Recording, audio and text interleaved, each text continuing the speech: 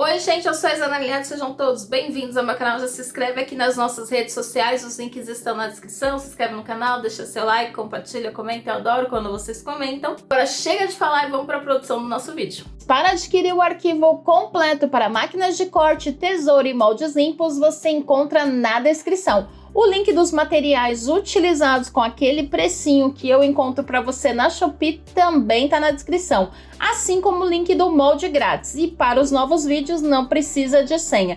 Não esqueça de deixar aquele like e o seu comentário. Bom vídeo!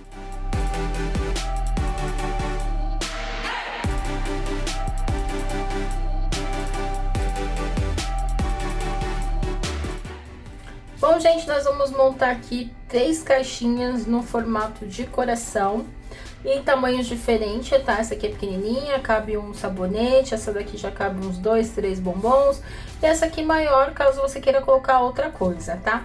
Uma delas é inteiramente gratuita para vocês, o link para baixar está na descrição. Para você adquirir o trio completo, o link também está na descrição e vai direto para nossa lojinha, assim como você também encontra os materiais que eu utilizo nesse vídeo.